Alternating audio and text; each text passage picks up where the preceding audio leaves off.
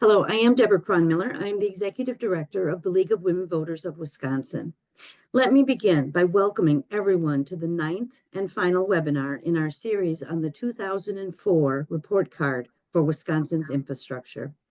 Today, we will be covering the condition and impacts of Wisconsin's parks and schools infrastructure. This series is brought to you by an ongoing partnership between the League of Women Voters of Wisconsin and the American Society of Civil Engineers, Wisconsin section. Infrastructure, we recognize, is not a partisan issue.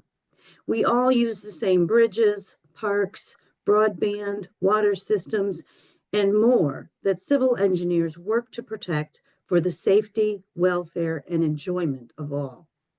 Similarly, the League of Women Voters of Wisconsin works to protect access to important advocacy information for all of Wisconsin, including around issues like critical infrastructure in our state. We recognize that attention to the nuts and bolts of physical infrastructure is necessary to support our democracy's future. This webinar and the whole series is intended to help educate us so we can tell our elected officials that we support funding of well-functioning and well-maintained infrastructure. Today's speakers will share their expertise and perspectives on the ways Wisconsin's public parks and schools are integral to the health and well-being of the public and our natural resources. At the end of today's webinars, the speakers will address your questions, so please feel free to type questions into the chat throughout the webinar. Without further ado, I'd like to introduce our first speaker, John McCarthy, author of the Public Parks chapter of the report card. John, please take it away.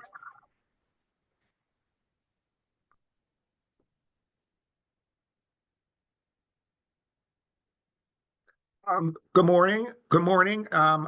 I am John McCarthy. I'm getting myself set up here real quick. And I will just give you a little background information. I am a civil engineer, more or less retired, but still working a little bit for GRAFE now for 49 years. I live in Waukesha.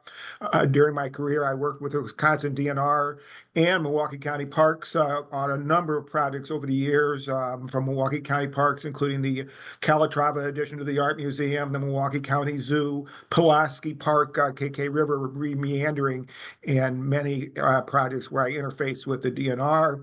And I am a board member of the Friends of Lapham Peak, and I'm currently managing the construction for the Friends of our new Lapham Lodge out at Lapham Peak in Delafield.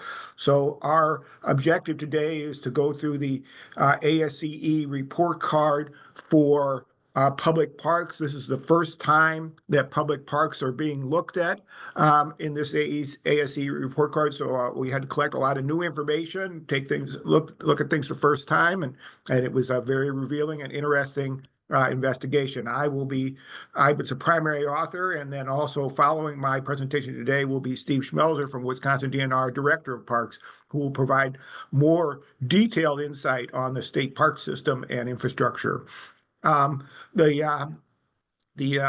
webinar criteria, I mean, not the webinar, but the report card criteria involve eight areas that we looked at: capacity of the parks, conditions, funding, future needs, operation, maintenance, public safety, resilience, and innovation.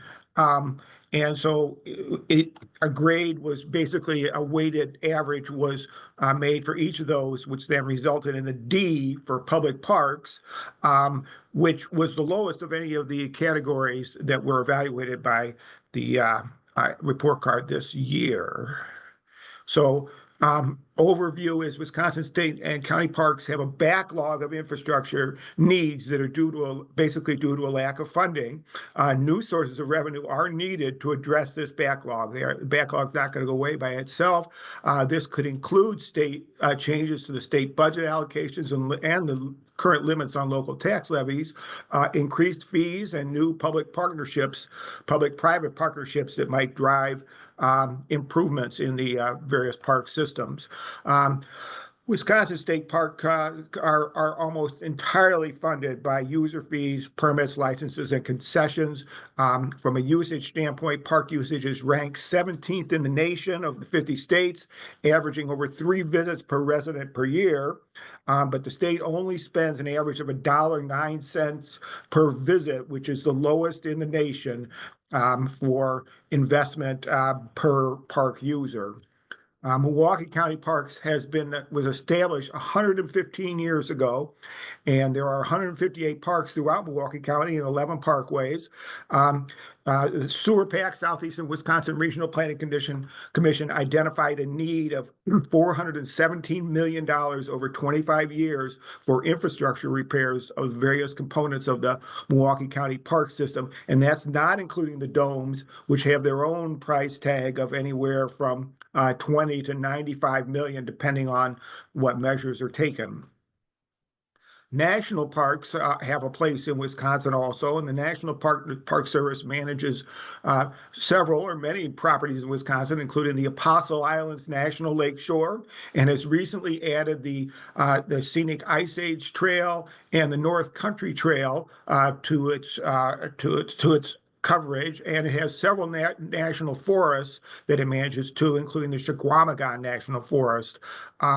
Recent changes, though, impacting staffing of national parks and potential grants for research and things like that, are expected to impact park operations. I saw an article in the Journal Sentinel on the 1st that the Apostle Islands Lake Shore is letting people know that they're expecting there to be challenges this year due to staffing shortages, and people doing research on wildlife are also expecting challenges due to recent impacts to the federal budget.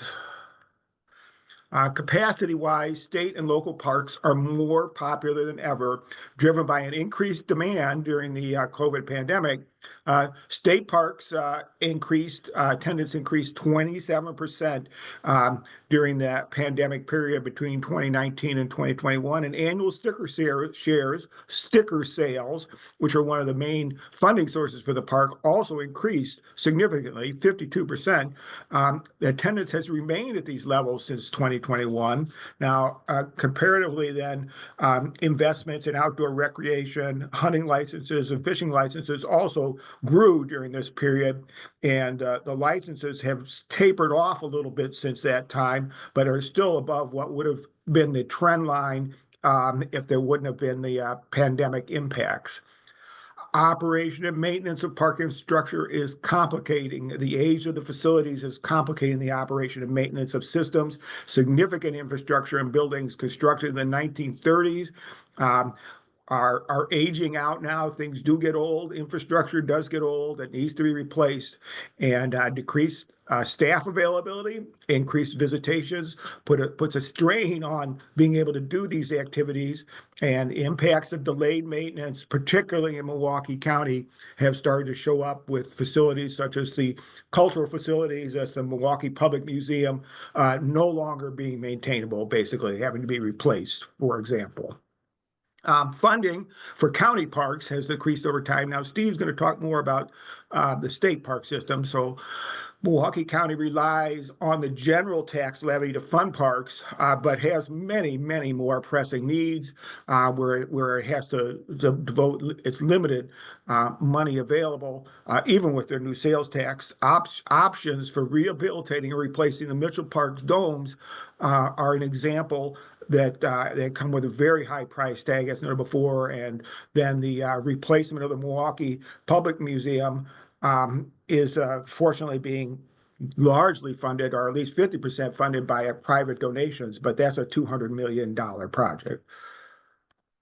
Future needs include addressing the backlogs of infrastructure repair and maintenance, roadways and parking lots, drinking water quality and PFAS, deteriorating buildings, wastewater disposal systems.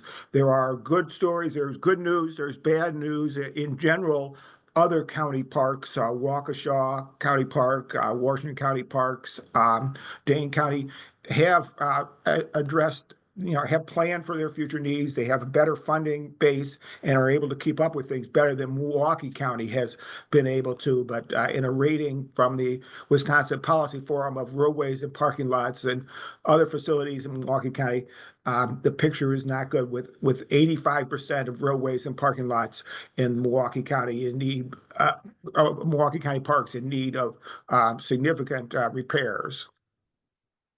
Parks are very vulnerable to extreme weather events, particularly flooding, and that's because we tend to put parks by the water, and parks are often the first line of defense from flooding events, even protecting urban areas by absorbing stormwater management facilities. So because of that, then additional measures are needed then to rehabilitate facilities after damage from extreme events.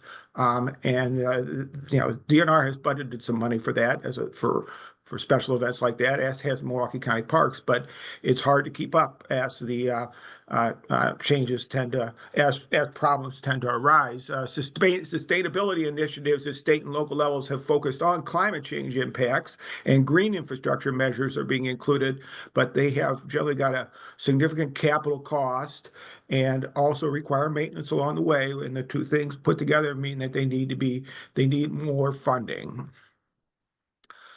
Public safety is an issue in parks, and that reduced funding can impact public safety in state and local parks. State parks have a shortage of wardens. There are only like 220 statewide that can they really provide the necessary enforcement abilities.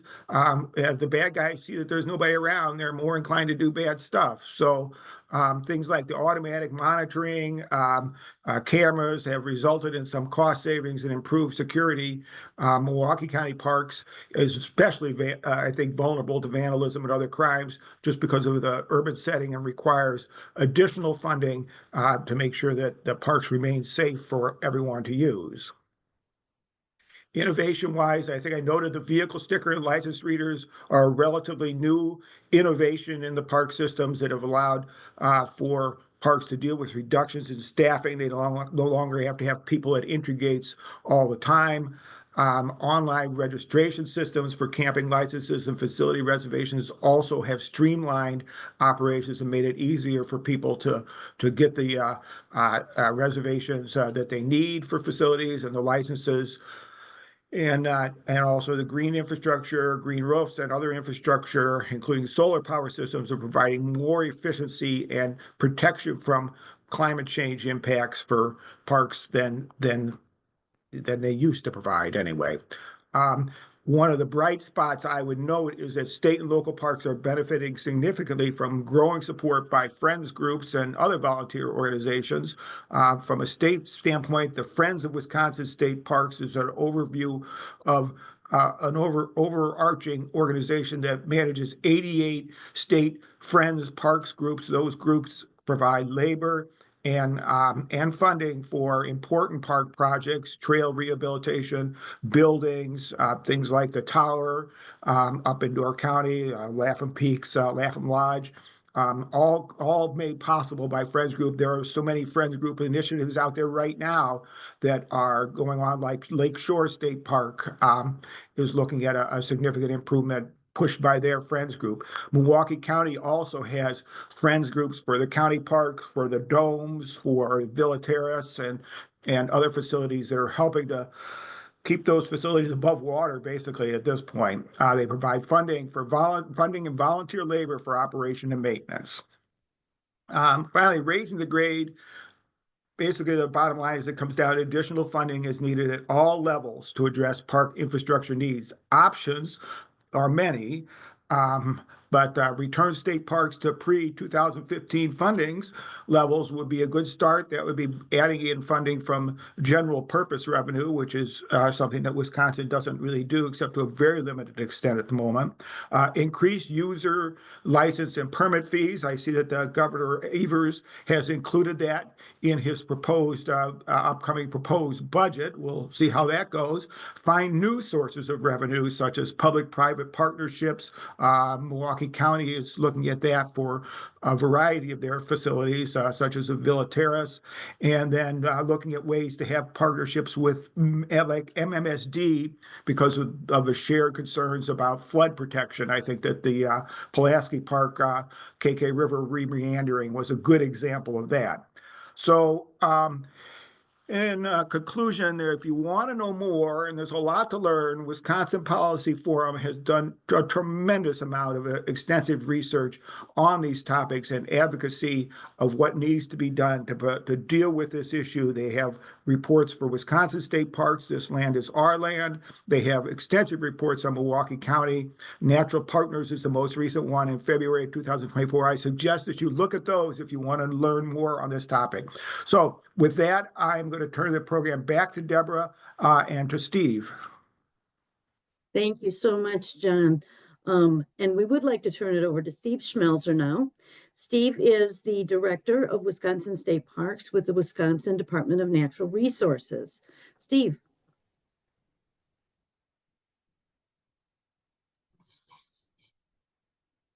Good afternoon. My name is Steve Schmelzer. I'll get stuff set up here for you, and then we'll go ahead and get started. Okay.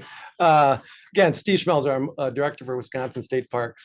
I want to thank the League of Women Voters of Wisconsin and also the American Society of Civil Engineers for having us participate in this webinar. It's a great opportunity to talk about all the great things in the Wisconsin State Park system, but all the things that we also can work on too.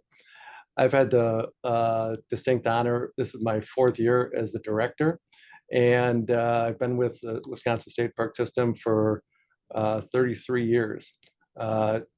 27 years at Devil's Lake State Park, just to kind of get a feel for that.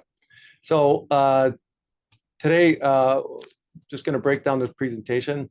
We're going to briefly go over the background of Wisconsin State Park system and kind of what it's about. Then we'll talk about the capital project, the summary, as far as some history and trends there, and then talk about some solutions moving forward. So Wisconsin State Park system, you heard John talk a little bit about the state park system. We have over 110 units across the state, and we have probably one of the most diverse state park systems in the United States. Going from the driftless properties down in the Southwest to the lower Wisconsin Riverway on up to the St. Croix National Scenic River with the Interstate State Park. That's our first state park, all the way up to the state parks of Lake Superior to Lake Michigan and all the way around. So like I said, we have one of the most diverse state park systems in America. It encompasses about 300,000 acres, and John had suggested we serve approximately 20 million visitors per year. And if you take a look at that visitation, as John had said, we've had an increase in visitation in the past 5 years or so. We prior to 2019, we averaged probably visitation of growth about 2% per year. And then when it came to after the pandemic, we have visitation that increased about 25 to 30%. And so that's been a pretty big increase. Just a background on our system. You can see that we have an extensive system of buildings and bridges and campsites, parking lots, and wastewater infrastructure. Much of the system that we have we had kind of 2 major construction periods. One is the CCC era in the 1930s, and then also a big push in the 1960s and 1970s. And when we had a lot of new construction, we had some new parks that came online, and just a lot of new things to get to that point. And so now, in 2025, those systems are kind of starting to show their age. Just a quick example of this, when we take a look at our total background, our backlog, and we take a look at the things that are a part of that is our, both asset replacement, deferred maintenance, and then also fulfill relevancy and revenue generation, as well as development and improved master plans. We do master planning at all our properties. And in those master plans, we, envision, talk to the public about what we can do in the future. And so that's included in this. One of the things that, based upon those figures of those two main construction periods of the 30s and 60s and 1970s, is that many of these assets are reaching their life expectancy or exceeded their life expectancy. And so construction and upkeep and maintenance of all these different areas gets very expensive. Our current estimated backlog, 10-year capital development backlog, sits at $1.3 billion. So that's pretty significant. Some of the questions you may ask is like, how did we get in that place? So I think it's important to see that, if you take a look at the graph down below, you see pretty flat amount of capital budget requests until you get to that 2023, 2025, 2027 timeframe. In the past, early in those, the early 2000s, when we got requests for capital budgets, there were set limits. So the legislature or the governor's office came back and said, okay, you can ask for $20 million or $30 million. So it wasn't based upon the need of replacement or fixing anything that needs to be fixed.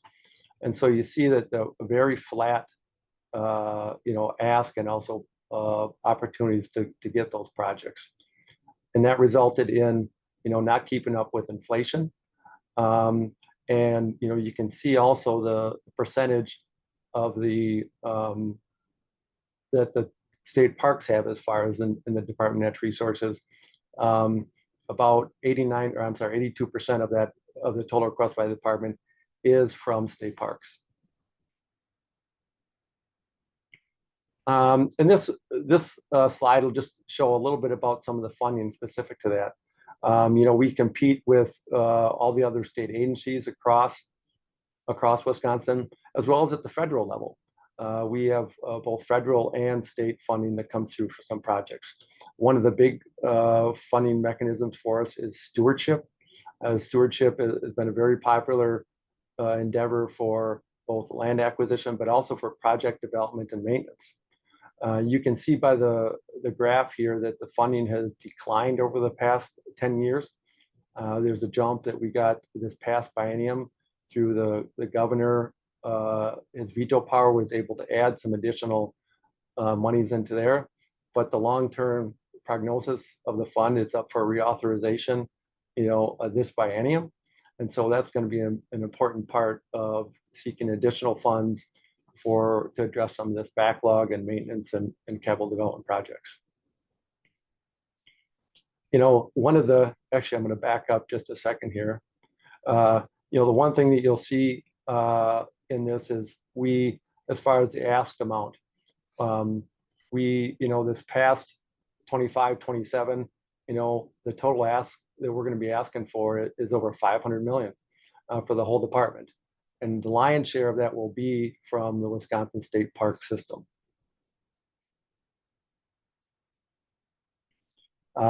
So again, the majority of that ask is coming from Wisconsin State Park System. And when folks ask us like, okay, what are the categories of those? Can we classify those and come up with, what that means? We have over 6,000 individual projects that make up that $1.3 billion. The first one that we have to address is health and safety concerns. Wastewater and water treatment and all those kind of things that are essential to both health and safety. Then critical repair and maintenance projects that affect public use. So this would be like buildings that are failing, trails that have been washed out, and those kind of things where and bridges is another big one on our state trails. They're close to failing or have failed. And so that's a big part of it. So most of our projects include those top two, health and safety and critical repair and maintenance. Then we get to, some things that we'd like to do. Universal access improvements. The department and the Wisconsin State Park System has really made an initiative to try to open all our properties to as much as possible And so universal access is extremely important, and all our designs that we've been trying to do is to try to keep those open up. Eagle Tower is a great example of that, opened up about 4 years ago. So, you know, when you can see the people that have not been able to get up on a tower and they got up on there, and it really makes it all worthwhile. And then revenue generation. We, you know, starting in 2016, you know, all our revenues, our operations are fully funded by revenues only. As John had suggested, we receive no GPR funds for operations. So again, kind of taking a look at, you know, is that really sustainable at this point? Other solutions. Again, we'll focus on those priority projects, health and safety and repair and maintenance. And as you know, we continue to ask for to continue to address that, you know, as this gets pushed further out, you know, the inflation then drives up the cost of that. We've been very successful in the past biennium. You know, we got pretty close to what we had asked for. The total for the 2 years was over $200 million. And so, you know, the legislature and our legislature and the governor's office has had our support, and we support them on moving forward with that. And we have a unique opportunity this year. It's the 125th anniversary of the Wisconsin State Park System. It goes back to Interstate Park in 1900. And like I said, we have one of the oldest state park systems in America. And this will be a unique opportunity for us to highlight the system and talk about what we can do to make it better. You know, Wisconsin has one of the biggest outdoor recreation components, you know, to the tune of about $11 billion per year. So it's not only important for these properties, but it's also important for the economies of Wisconsin. Some other solutions that we continue to work with, as I mentioned, we continue to get support from the governor's office and our local legislators. You know, whenever I go out to the properties with, you know, the governor or governor's office or local legislators, and we talk about the significance of the properties and significance of making sure that they're well kept and they're providing those great opportunities, you know, there's a lot of support there. John had also mentioned our partnership outreach. We have 64 friends groups across the state that our properties work very closely with, besides the Friends of Wisconsin State Parks. They provide us with funding for general operations and projects also, but also that volunteer effort is a huge part of that. Without our volunteers, they bring to us almost 100 full-time equivalents worth of work across the system. You know, the other thing that, you know, I wanted to mention too, as far as our staffing is concerned, you know, in the past 20 years, we have our visitation has increased 50%, and staffing has declined by 20%. So it's been extremely difficult to make ends meet. But our partners and our volunteers have bridged the gap per se, but we still have interest in trying to do better.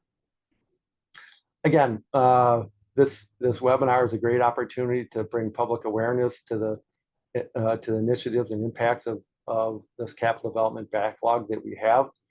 You know, and promoting our improvement projects. You know, when we get something done, it's a pretty big deal for us to, you know, promote, whether it's a new bridge on a trail, or if it's a new toilet shower building or contact station. Always great opportunities to go through and highlight some of those things. You know, the governor, you know, this year was 125th year celebrated, and so highlighted with tree lighting ceremony for the holiday tree of all the across the state. School kids sent in the ornaments, and we actually have a bunch sitting here. We're going to be displaying across the system this year, and it's a great opportunity to bring awareness about a great state park system, but some steps that we need to do to kind of take us into the next 125 years. So again, I thank everybody for your time and to hear about kind of where we are, but I'm really hopeful that we can bring that D up a little bit higher. Thank you so much, Steve. I want to remind all of our participants that if you have questions as you're listening to these very interesting speakers, please feel free to add them to the chat. And at the end of today's session, we will have our speakers answer your questions. But now let's turn our attention to the last section of the 2004 report card, which is schools. Let's start with Brian Udovich. Brian will provide some introduction for himself, but I will let you know that the school's grade in Wisconsin, spoiler alert, is not complete. So with that, let me turn it over to Brian. Thank you.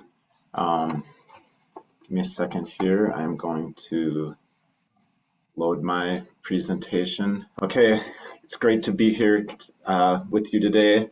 So yeah, I will share with you the schools chapter.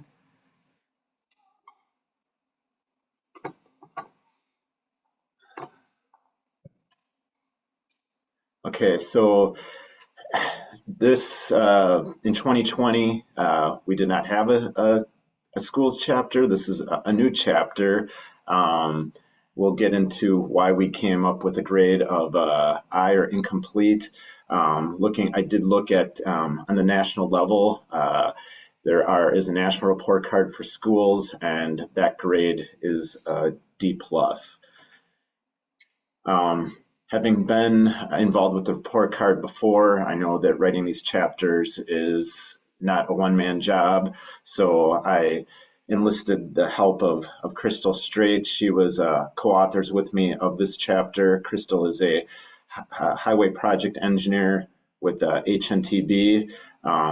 I couldn't have done this without her, so I just wanted to introduce her as part of our team, and appreciate the support she gave me throughout the way here. I am the county engineer for Jefferson County. I'm a past president of the ASCE Wisconsin section. As I mentioned previously, I was involved with the 2020 ASCE infrastructure report card. I was one of the principal authors of the roads chapter at that time.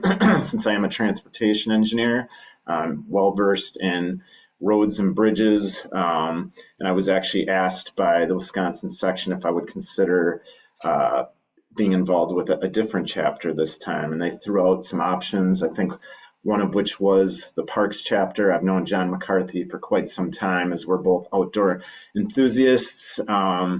I did consider the schools chapter, and I guess I'll just elaborate a little bit as to why I volunteered to be a part of this, especially being a new report or a new chapter. So as a father to two school-age children in the Conwalk Area School District, in 2015-2016, I was a member of the Conwalk Area School District's Facility Advisory Committee. Our school district was looking at putting together a referendum, and so this group was created, and we're looking at our strategic long-range planning, the facility needs of our aging buildings and infrastructure, capacity issues and enrollment, our capital maintenance needs, and the future of classroom learning in that environment. So like I said, that led to a referendum. We put out a community survey prior to that.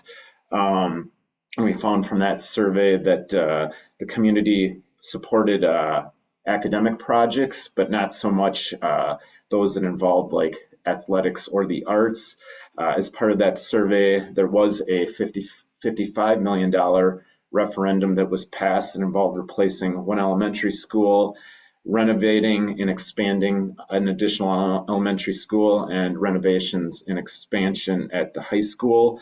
More recently in 2023, Conwalk Area School District also had a $39 million referendum that was passed. Part of it initially in a survey involved, again, athletics and the arts. The survey indicated that the community was not supportive of those initiatives, but there was some expansion work done at an elementary school with that referendum, as well as major HVAC renovations at the high school that were 60 years old. So that's kind of just my background a little bit in terms of why I volunteered to get involved with the schools chapter. I think this slide looks familiar to people that have been participated in our other presentations, and John showed you as well kind of the areas that we were charged to look at with each of our individual chapters: capacity, funding, operations, maintenance, resilience, condition, future need, public safety, and innovation. As a summary, like I said, I was pretty ambitious when we started through my involvement with that facility advisory committee in Oconomowoc. I guess backing up one step, when I was the author of the roads chapter, I knew that there was data out there for roadways and bridges. Roadways, we have crash data that's readily available. The roadways need to be evaluated for a grade on a scale of 1 to 10 every 2 years. There's congestion data. So, we got that data somewhat easily when we did that. So I just assumed that, there would be data readily available, as it relates to schools. So I met with the superintendent of the Oconomowoc Area School District, and I figured who better to know, where I could, to point me in the right direction, only to find out that our very experienced superintendent at Oconomowoc did not know, where I might be able to get this data. So I did reach out to an individual at the DPI, Wisconsin DPI, Department of Public Instruction, and he did point us to a school facility survey, only to find that facility survey study was from 1999. So at this point, it was over a quarter century old. So we did not stop there. We felt that, there's got to be something more recent out there. So we did reach out to the Wisconsin Association of Schools and Business Office, as well as the Wisconsin Education Association Council, only to find basically been told no 3 times. So felt 3 strikes were out. Crystal and I talked, and we decided, we weren't going to give up. So we did reach out to ASCE National, and they did let us know that there is kind of there's a deficit, I guess we'll say, of collaboration of federal data, nationwide in terms of the condition of schools across the country. In fact, as far as I'm aware, there are only 13 states throughout the country that do have a report card in some way, shape, or form. Those states are California, Colorado, Florida, Georgia, Hawaii, Idaho, Maine, Michigan, Montana, Nevada, Ohio, Virginia, and Washington. And so after having met with, contacted our ASCE national organization, they recommended, they're like, in other states that have been in a similar boat as you, they recommended that we look at 10 of the top 10 school districts throughout the state in terms of enrollment, and I guess base our analysis, on those 10 school districts. So we did do that. So we were able to identify the top 10 school districts by enrollment, and they're listed on this slide here as Milwaukee, Madison, Green Bay, Kenosha, Racine, Appleton, Waukesha, Eau Claire, Janesville, and Sheboygan, and they're listed in this slide from top to bottom, as Milwaukee having the highest enrollment and Sheboygan being the 10th largest in enrollment throughout the state. So in Wisconsin, there are over 60,000 full-time teachers, which equates to almost 14 students per teacher. We did find in our analysis that there has been a general decline of enrollment in the last 10 years in the state of Wisconsin, based on when we looked at the outgoing seniors versus the incoming kindergartners. Those projections indicate that there will continue to be a 1.4% annual decline throughout the state, resulting in an expected 3 to 13% drop in enrollment in the state in as little as 5 years, which is fairly consistent with the general population decline in the state of Wisconsin.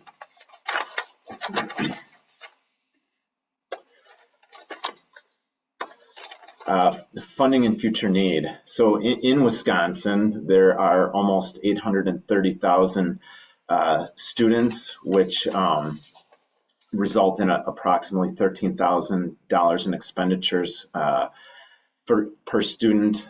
We have some figures there from 5 of the school districts that we looked at. School funding in Wisconsin totals about $6 billion.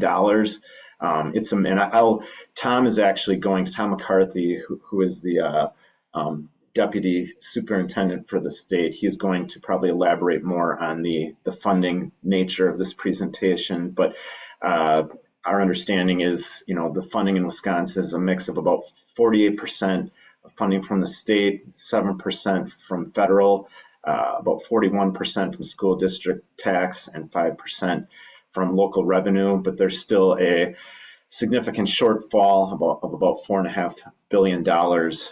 Some school districts that we looked at, Kenosha School District, they have district improvement plans, but they're going through a right sizing procedure to address 13 of their buildings that are at or below 59% utilization. Sheboygan School District, they've been targeting their middle school buildings. They are rebuilding their urban middle school on a completely new site. And another one of their middle schools, Farnsworth, they are doing a new build on the existing site. In addition, in their 23-24 long-range plan, they're also looking at athletic upgrades. So we'll see if they're successful, even though Oconomowoc was not. And in the Madison School District, they had a facility referendum in 2020 to address equity projects and programs at 5 of their high schools and elementary schools. Moving on to public safety and resilience, 3 schools that we identified from the 10 in this area were the Green Bay School District. Their biggest concern is security. They have received actually over $150,000 in grant dollars for a crisis alert system. In the Janesville School District, security and safety is also important to them, and they've implemented a layered security and improved traffic flow implementation program. And in the Sheboygan School District, we talked about them a little bit previously. In addition to some of their goals in their long-range plan, they also want to enhance data storage and their fiber optic network. Brian, I'm just going to cut in for a second and let you know that we're getting close to your time. Okay, So I just have a few slides left, so no problem. Thank you so much. In terms of operations and maintenance, in the Milwaukee School District, we identified that Riverside High School is the oldest in the state with a construction date of 1857. Janesville School District isn't far behind with one of their buildings dating back to 1880.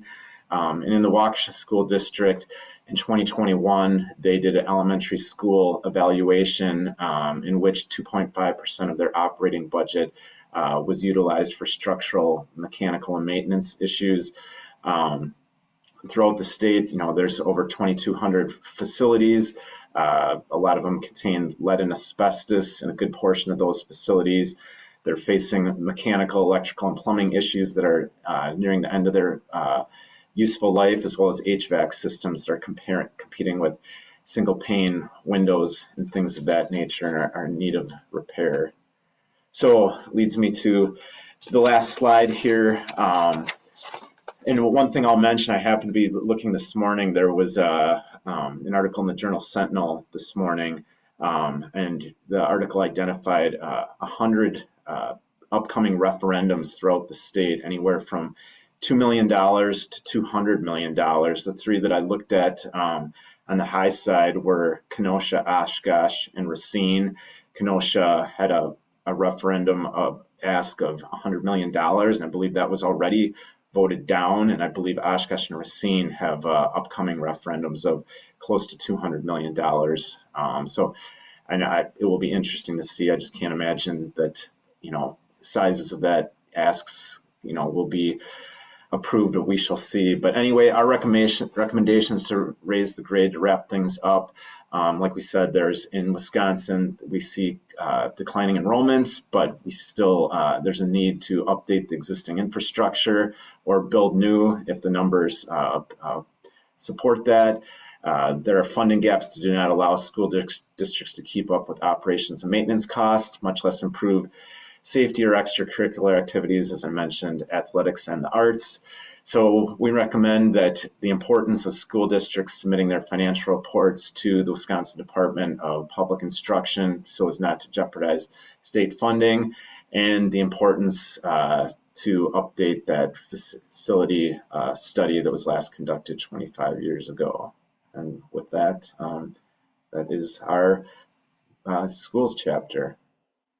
Thank you so much, Brian. Now let's turn to our expert from the Department of Public Instruction, Tom McCarthy, our Deputy Superintendent.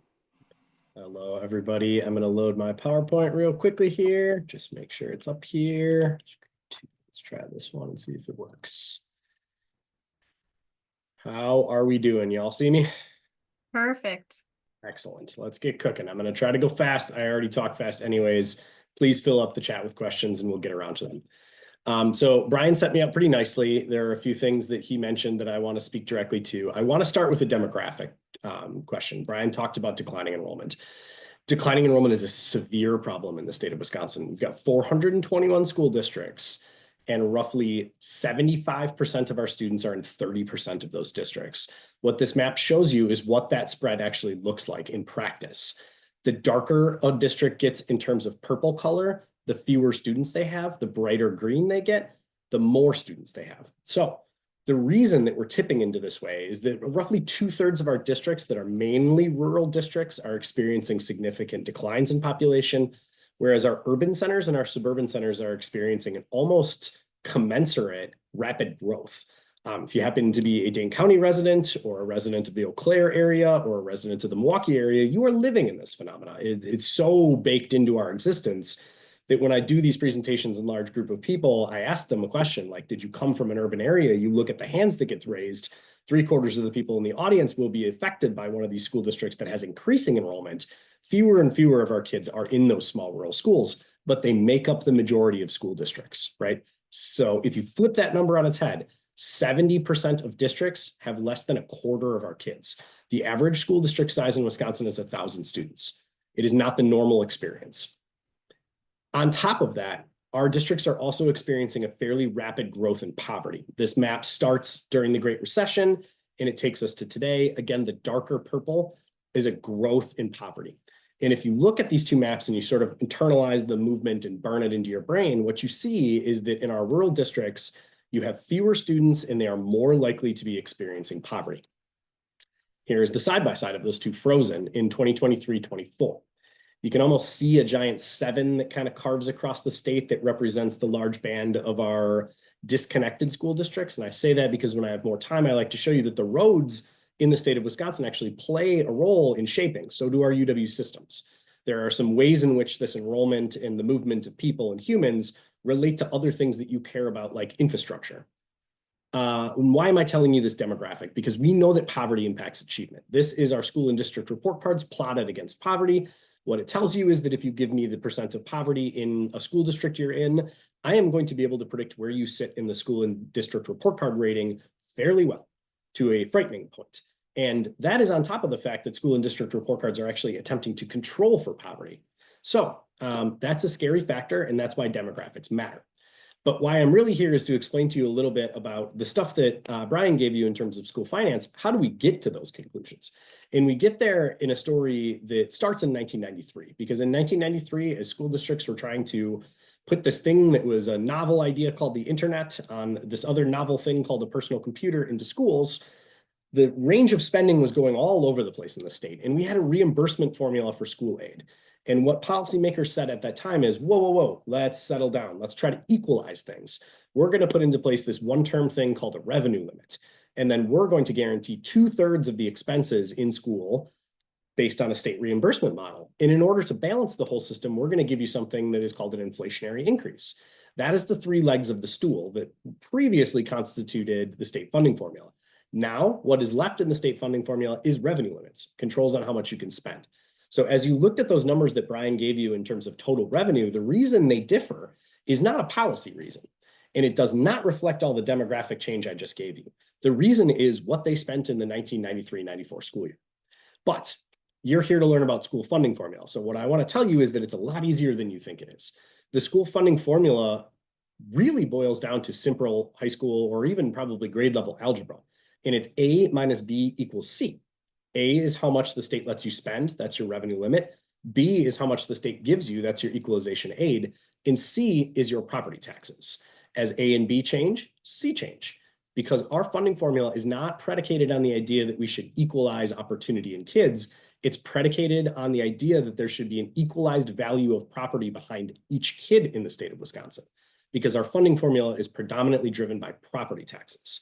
So the equalized aid, that term equalize, is referring to value of land behind child. We also have a bunch of other contributing factors. We call them largely categorical aids. They're still state funded, but they help account for categories of need in kids. Think special education. Students who qualify for special education resources are aided by a state pot of money. Transportation is a cost that is categorically applied to the state of Wisconsin. It's not the same in every single district. So that is the funding formula, believe it or not. A minus B equals C, with an idea that property taxes really drive and property values really drive how we fund our schools. Is school funding demystified? Now, you probably have heard from other folks, Wisconsin's funding formula is wildly complicated. What they're talking about is equalized aid. Equalized aid is a very deep and intense mechanical formula that does that equalizing of property values behind every kid. You do not need to know about that. I would say collectively in the state of Wisconsin, there are probably 25 people that can explain that to you. Try not to be one of them because it's just unnecessary. What are some other things I want to tell you? The factors that drive those pieces, like I mentioned, is where you were in 93, 94. It's also your enrollment, it's your property values, and how much you spend. So those are really the big drivers behind how money goes out the door in our school funding formula. I will give you this presentation. You don't need to take notes. The other thing that I want to tie together all of the presentations you've been hearing today is that over time, we have been historically divesting in K-12 education. It's always the biggest spend in every budget. We account for somewhere between 39 and 40% of expenses in your average year. However, post-Great Recession, the amount of state dollars going to schools has been on a steady decline to the point where now the taxes we collect when we redistribute to schools, only about 31 cents on the dollar gets to our K-12 schools. That also includes the expansion of private choice. So we are funding different systems. We are spending less. There is less and less to make sure that our kids are getting what they need. This is a graph that shows you that sort of consumer price index or inflationary adjustment over time. As you can see from like 93, 94 to 2009, 10, it was a predictable thing. Going forward, it is incredibly unpredictable. And we also are built back in this thing called per pupil aid, which is money that just goes straight out the door to districts. If they have a kid, we pay them. I'm sorry, I'm really trying to keep us going here, so I'm going to skip through some of this stuff.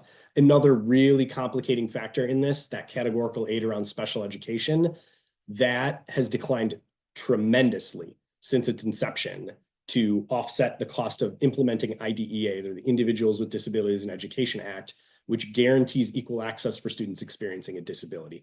Those funds are predominantly borne locally, which means that when you're not getting funded from the state, you're reallocating revenues inside of your school district. In other words, you're taking from your general operations to make sure this legal guarantee is being met. 29 cents on the dollar right now. The reimbursement rate is 29%. 71% of the cost of educating a student experiencing a disability is borne by their local budget. This is the gap between those recently. How much is aided and how much is unaided? Right? So you can see up here, $820 million in costs is being aided in an annual sense. Over $1 billion is unaided. It's being reallocated inside of a school budget. I'm going to keep going here because this is what really matters to you. How we get to a conversation about school buildings comes through referenda questions. And what you can see here is that early in the funding formula, most of our questions were debt questions, that far right graph. Debt means I want to take money out. I want to spend more because I want to do some facilities work. Tracks almost one-to-one. These questions about recurring and non-recurring were less popular because they were getting an inflationary adjustment. When they stopped getting that inflationary adjustment, these last two graphs started to kick up. So now, as Brian was saying, more and more questions going out are large dollar numbers that are focused on recurring and non-recurring costs. Non-recurring means it expires at some point. Recurring means it's always going to be part of my base going forward. It's a starting point for money. So that is what I really wanted to tell you. I have some other slides, but I'm going to bury them to get us back on schedule. And I welcome any questions. Thank you so much, Tom. For our last speaker today, we turn to an associate professor of architectural and urban planning at the UWM, Carolyn Esswein.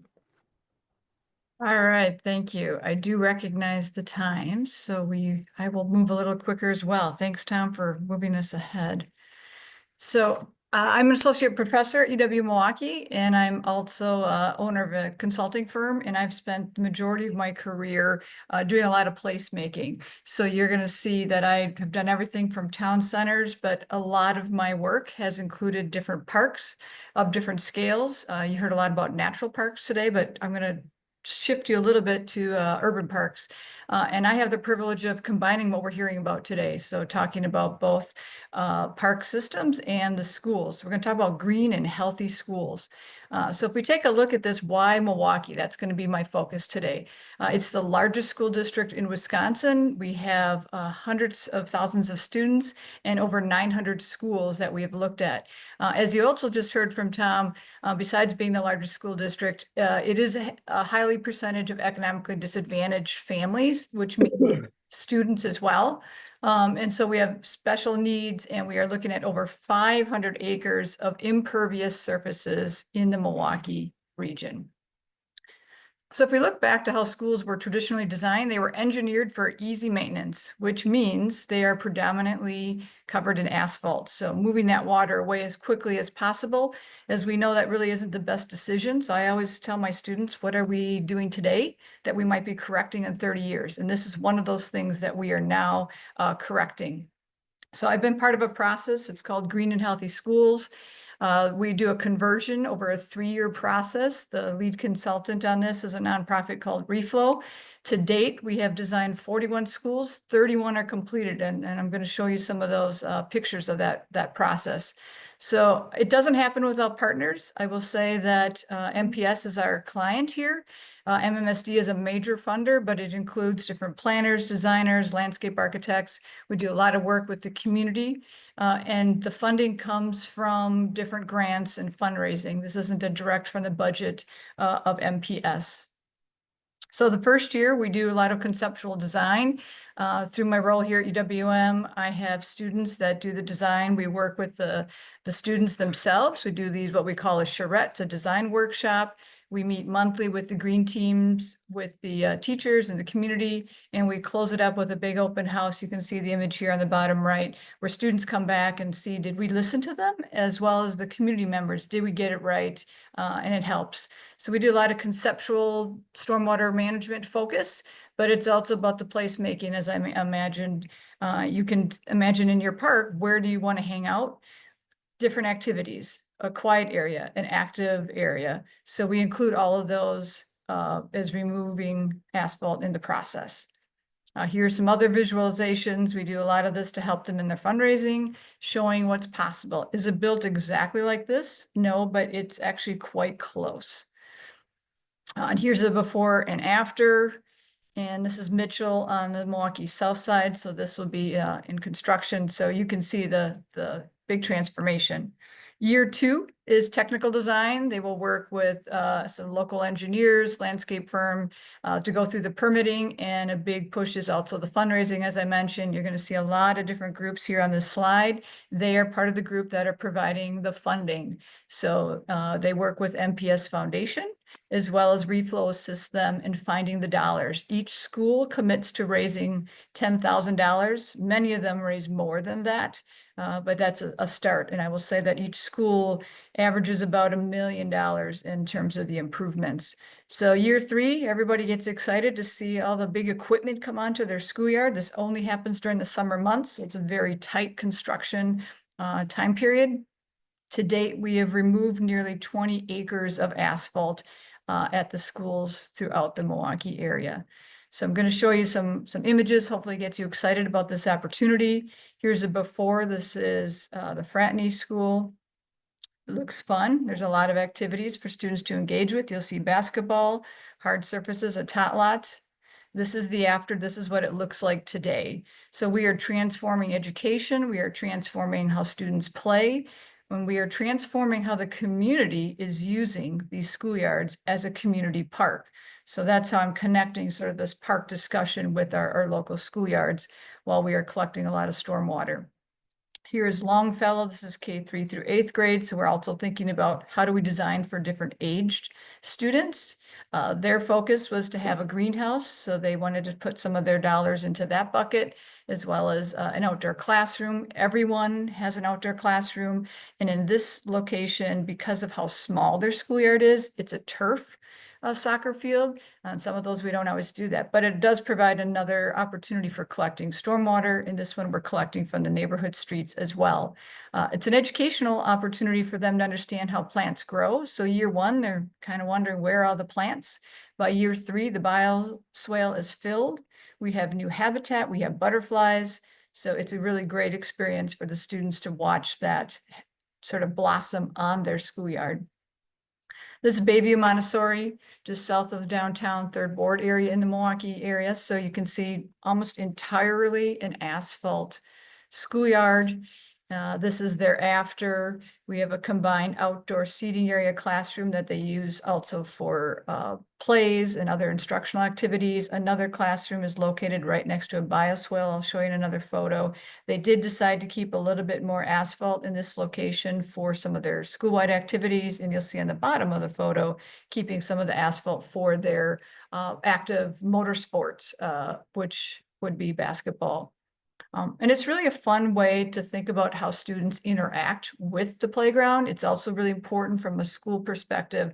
Students need to exert that energy during the day, and that helps them in their learning process. The left image is showing a classroom connected to the bioswale, so that provides opportunities for science instruction. On the right, it's great for all ages. These are some of my staff, my past students. We're using some of the equipment. We've talked about how to protect those bioswales over time. Schools come out and learn about that, as well as community groups. It's hard to see on the image, but the boar ash here these are from ash trees. You can see actually how the insects bored through there creates a little maze. Just some more after bioswale images of what they really look like in maturity, and you can experience them. We have a variety of green infrastructure techniques that we're using. So we're digging out a lot of space. And then we have to figure out how we're going to keep some of that soil on site, because as you know, it's very expensive to remove it and move it off site. So we have some opportunities to create these mounds. Students love to sit on them. They love to roll down them, play on them. We also look at how high they are, so the visual connection maintains across the site for teachers to see, as well as security. This is the underground storage opportunity when we do have the turf for the soccer fields. So those work really well for collecting a large capacity of stormwater. And so I want to close with a couple of impact slides from the 31 built schools. To date, we've had almost 4,000 trees planted. So the heat exposure on these all asphalt schoolyards, you can imagine, is quite high over the summer months when they have summer activities. So trees are helping with that. Over 3 million gallons of stormwater are managed per rain event. That's equivalent to about 1,300 dump trucks. We have 860,000 square feet of asphalt removed. That's 15 football fields. We have significant square footage of native habitat restored, and over $28.2 million in funds have been raised for our local schools. So as we're hearing about the dire straits of our parks and funding in the schools, this project is really showing an example where people are supporting our local schoolyards. It's also expanding the learning opportunities. Every school, as I mentioned, has an outdoor classroom, but it's changing how the science curriculums are incorporated. The bottom right is going outside for different plays and activities, acting out, having more interactive learning. The community is definitely using these these schoolyards where maybe before there wasn't a reason to, other than maybe a basketball league or a soccer league. It's changing the placemaking perception. And we're also helping them understand about career exposure and job training. So I talk about my background as both planner and architect. We have a lot of engineers that meet with the students. Refill has a summer internship program where they're bringing in 30 to 50 students over the summer to work on these schoolyards, being part of that conversation.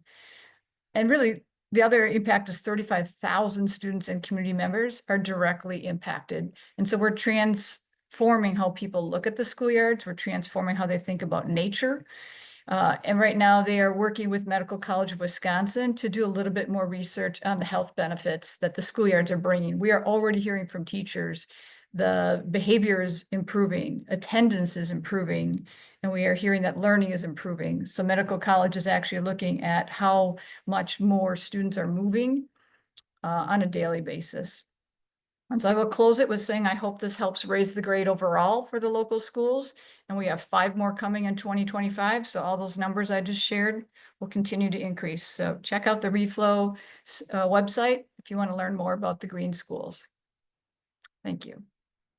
Thank you, Carolyn. Thank you for the work you do and for the importance of the projects that you are motivating and getting pushed across the finish line.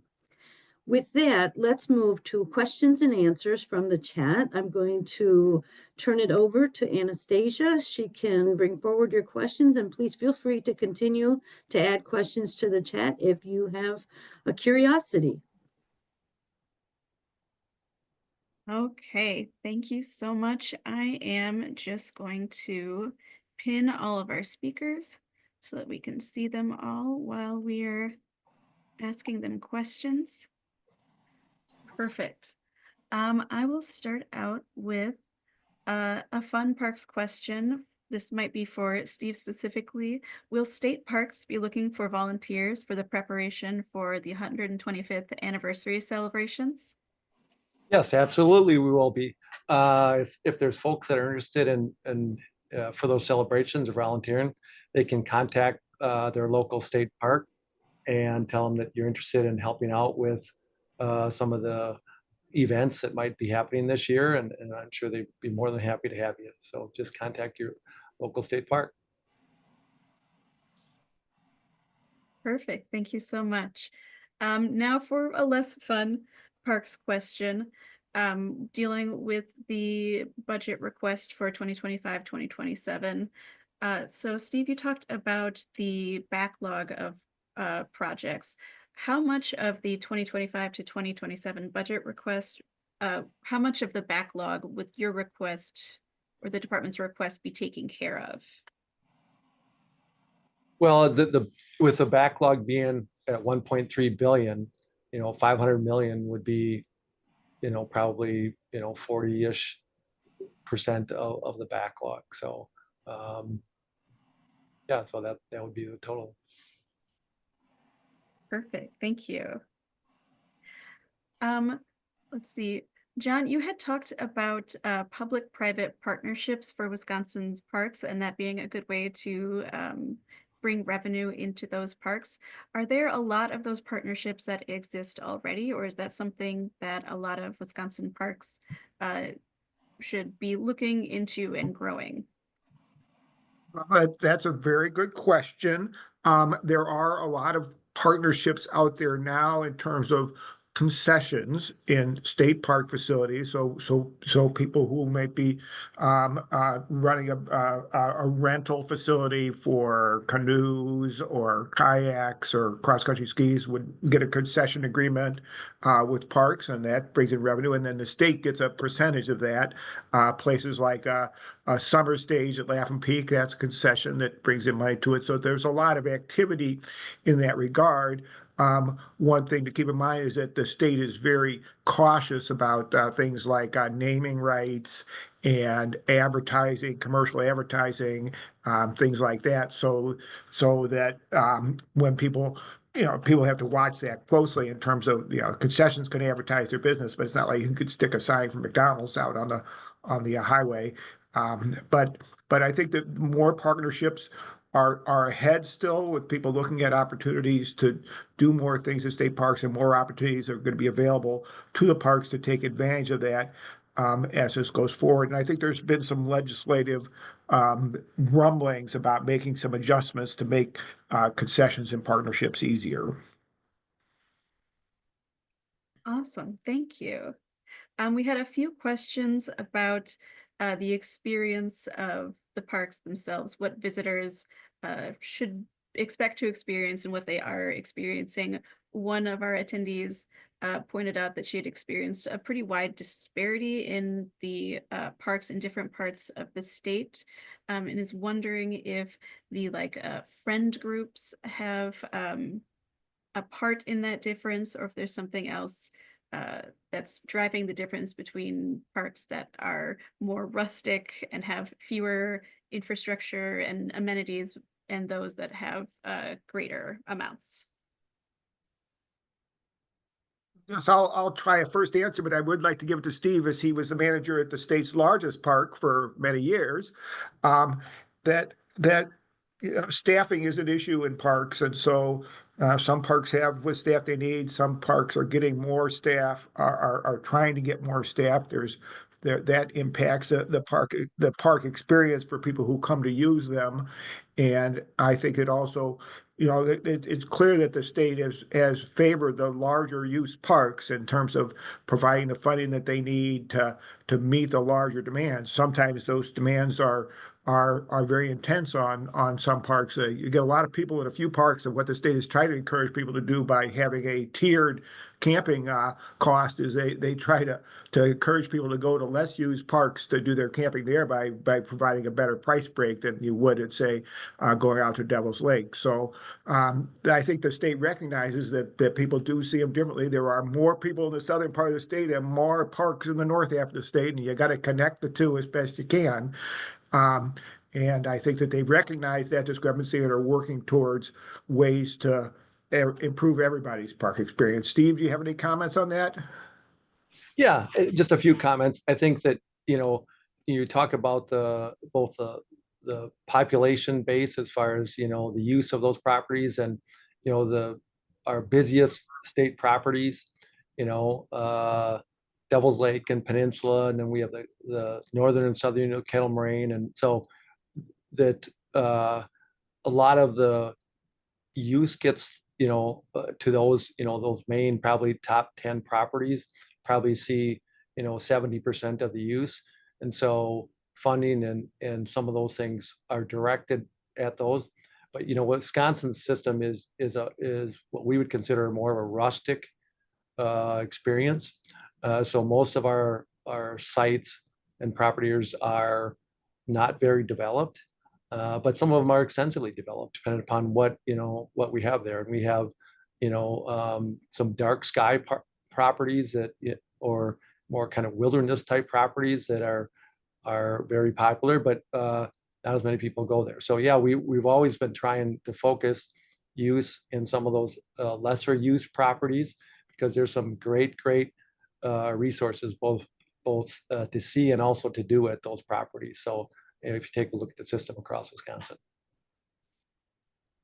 Absolutely. Thank you both. Okay, I want to make sure we get to some of our school questions as well. This is for Brian and probably Tom as well. How do voucher schools fit into sort of some of the numbers and information that you two had shared about the state of our schools? And I may have to defer to Tom on this one. That is not something that we came across in our data collection. So I'll hand it off to Tom if he has any insights on that.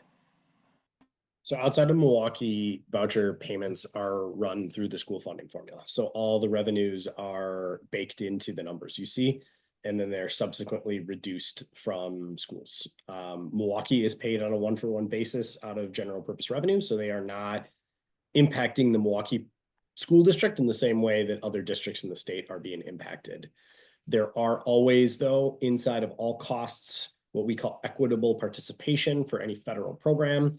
So in other words, our Title I, which is Turnaround School, Impoverished School Fund, and Individuals with Disabilities Education Act, or IDEA, those two have to share resources with their private schools, but they're cataloged in public school costs. So they are really interthread into the numbers that you see in terms of revenue for a local public school district. Transportation is the other really big one. In Wisconsin, you are required to transport students to private schools on the cost of the public education. Thank you both, absolutely. So I think a lot of us hear a lot about our biggest schools and their funding needs, but can you speak at all more about what the rural school needs are? I did just see a question in chat about, for example, broadband access in rural schools being at a lower rate than in urban areas, and how does that affect rural school needs and how they meet those needs? I can start and hand that one off to Tom too to get his perspective. But yeah, definitely rural schools are different than the urban school in the larger school districts. Obviously there's lower student enrollment, lower faculty, less offerings in terms of like higher level academics. It brings up, that somebody asked about broadband. So I think by having, acceptable or better broadband, it could open up more doors if there are, for instance, in some of the northern school districts, if calculus, higher level educational classes aren't available, perhaps like distance learning could be, a possibility. If there's not, good broadband, that's a limiting factor too. I will speak, at Jefferson County here. We're kind of smack between, the Milwaukee, Madison urban area and Dane. We have challenges with broadband. We have been doing as much as we can in terms of working with partners and trying to secure funding through the state to increase our broadband network in Jefferson County. I know that I can't speak for every county specifically, but I know there are other counties throughout the state that are trying to do the same and increase broadband possibility, so if there are people either at the schools or even, if they are homeschooled, to increase, obviously one benefit to that is to, increase the learning experience. I think that was something that we saw during the pandemic that, was a challenge. And I think, you're trying to look at the upside of, a pandemic like that. I think it brought the urgency to the forefront, in that perspective. And I guess with that, I'll hand it over to Tom for his perspective. Yeah, I'd say a lot of what Brian said is very valid. The one thing I will say that probably deserves to be a little bit of an asterisk on is we have cooperative educational service agencies, or we call them CESAs. They are regional providers of technical assistance and support for school districts. They really provide a backbone level of support to the urban schools the rural schools across the state of Wisconsin, because their goal is to create economies of scale. So what happens in those rural communities is, as Brian noted, they might not have a calculus teacher, but the CESA probably has a calculus teacher. And so that CESA becomes that calculus teacher becomes a shared resource the CESA provides across a number of districts. And then the calculus classes may be only offered once a week in a particular district. So we know economy of scale matters for schools. And we have more and more communities that are getting to the point where the economy of scale isn't working right? And so you do see more referenda in those rural areas. The state did try to make a reflection of that in a program that's called Sparsity Aid. It's a program that assists very small rural districts, but it's not enough. And as revenue limits have been kept flat, the places where we're seeing the biggest pinch is rural communities. And in fact, we've been talking about it a lot lately that in many of those small rural areas, the schools are the largest employers. So as you start getting into this conversation about, like, do you close the school? Do you consolidate the school with a neighboring district? You're met with resistance from these communities that are sort of pulling against their best interest, because that school is their identity, right? I can't exist as a community without the school being here, without having access to those things the school provides. So it is a real catch-22 as Wisconsin becomes a more and more rural decline, suburban growth state. What do we do with those schools? There are not a lot of good policy solutions that exist in law right now. That's why I always start with that demographic slide is, we see a two worlds challenge in Wisconsin, and we're giving districts one set of tools that just don't work. All very good to know. Thank you. I know we're running up on our time. We have a lot of good questions left. Carolyn, I know I could listen to you talk about this amazing program and its unalloyed goods for hours longer, but and I see you answering questions in the chat. Thank you. I want to capture for people watching in the future how do schools get involved with this? How do they participate in this program specifically or initiate their own greenscaping programs? Sure, and there's districts other than MPS around the state and around the country that are doing this. So there's a lot of research right now on the impact it is having on the wellness, as I mentioned, and curriculum. So for Milwaukee specific, the schools apply. There's an application process, and some of the schools have applied 2 or 3 times.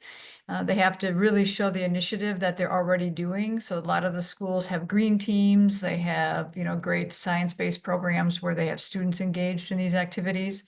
So they apply essentially, and then there's a group, including Reflow and some additional folks from MPS that review those, and they select it to 10, and then they pitch. They really just pitch what's the importance, and they bring students with them to talk about it. So I think there's just an opportunity for, as I mentioned, we have 5 more right now. I'm in my 9th year doing this. So we're hoping to have most schools impacted, but, I live in Wauwatosa. We've had a couple schools there do something very similar through separate donations. So I would say the biggest issue here you're hearing is funding. So this very specifically is through donations and grants, both federal and state grants. One thing that MPS did do is they developed a sustainability office that not every school district, or at least major school district, has.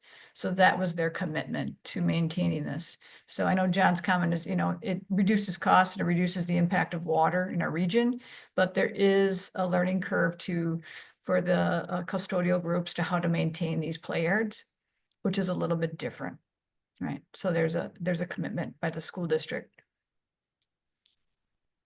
Does that answer the question? Mm-hmm. Absolutely. Thank you so much for that. Mm-hmm. I think we have 2 really important questions left for this second to last question. If I could just get 1 sentence from everyone who wants to answer it. We all, I'm sure, have been watching the news and reading about what's happening on the federal level when it comes to, staffing and maybe eliminating the Department of Education, things like that. What impacts do you think those are going to have on Wisconsin's parks and schools? If you could give a prediction or a message that you would like to give to the people who are wondering about this. Jump in, whoever wants to go first. I think that it's going to have a negative impact on the national park system that's based in Wisconsin by reducing staffing and reducing grants available for research. We are not going to get smarter for a little while until we can get those people back on the job and those researchers funded again.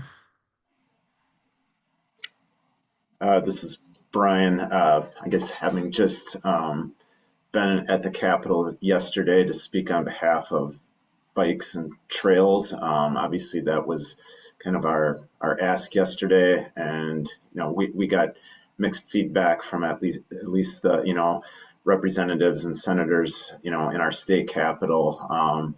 We heard from some people like kind of a hard no on increasing trail funding, which is in John's wheelhouse. But on the flip side, same individual seemed to indicate that there was, they saw the importance in funding for schools. Not that if they do try to increase funding for schools, that it's going to, completely close that gap. I mean, it will hopefully close it some if they do something, but there'll still be gaps. So we need to try to figure out, creative ways on how to most responsibly and use dollars fiscally responsibly.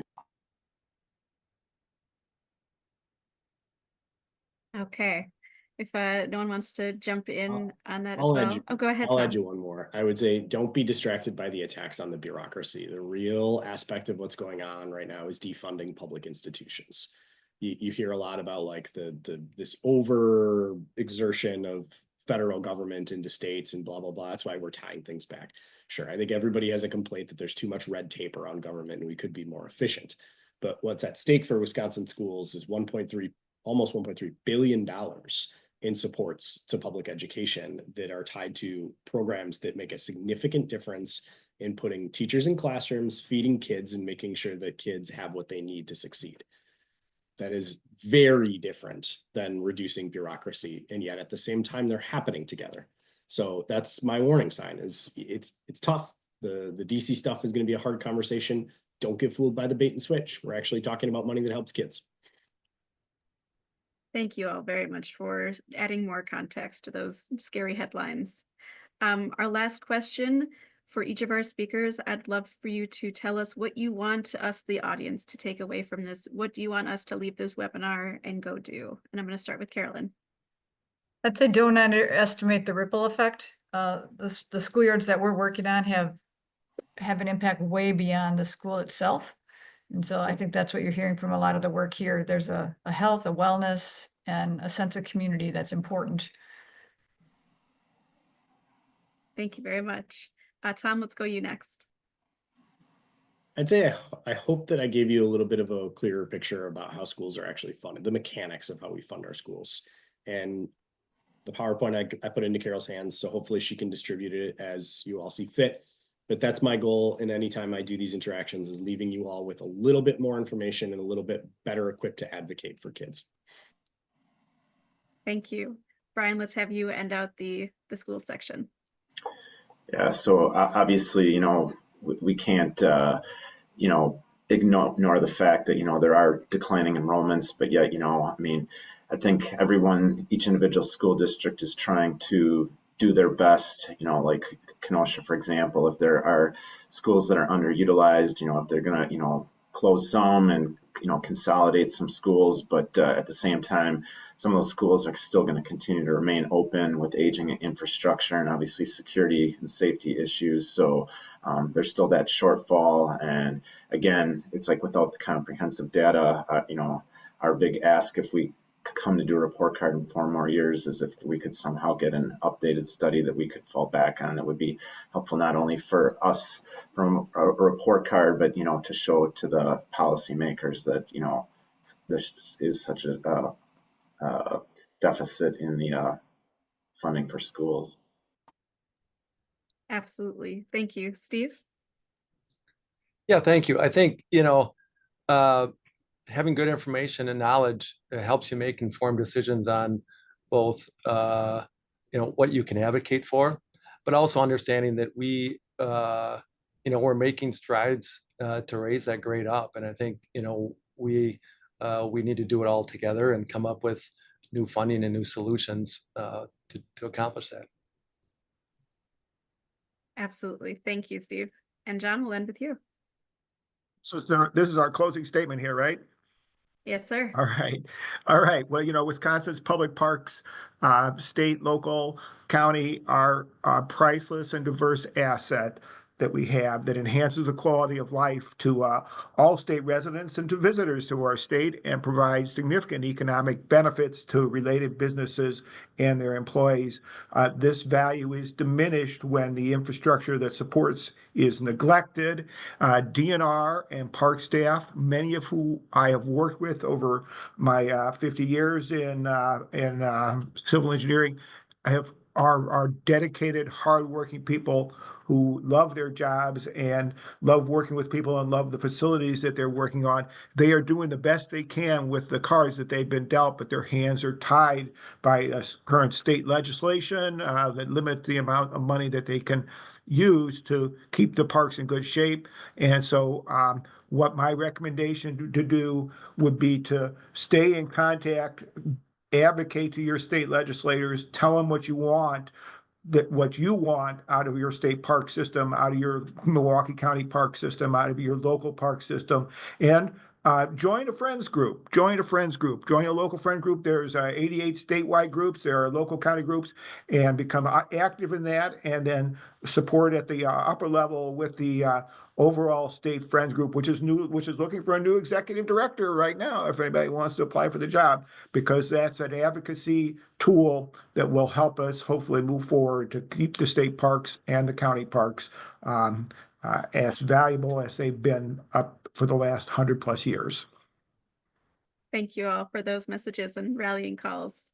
I'm going to turn it over to Debra to close out our series.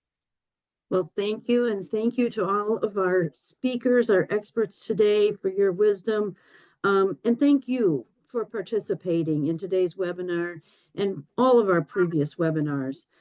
I'd like to view, if you'd like to view our previous webinars, you can find the whole series on the League's website at www.lwvwi.org. It has been the League's great pleasure to partner with the Wisconsin chapter of the American Society of Civil Engineers. Special thanks, please, to Carl Sutter for helping to keep all the engineers on track in providing their expert reports and for sharing their expertise in these webinars. We also want to thank their employers for allowing them the time and opportunity to be involved with this important project. I would like to thank our League committee for planning these webinars, especially those members who stepped up to moderate. Anastasia, thank you for your fabulous technical support. And special thanks to our coordinator and chairperson, Carol Digelman, a retired professor of civil engineering at the Milwaukee School of Engineering. Without this team, we would not have the tools to advocate for the infrastructure we need here in the state of Wisconsin. So I ask you, as our panelists have asked you today, make sure you're in touch with your elected officials. Make sure they know how important Wisconsin's infrastructure is to your everyday life. And make sure that we have the resources we need to keep all of these assets safe and functioning for all of Wisconsinites. With that, a final thank you, and we'll see you all again in 4 years.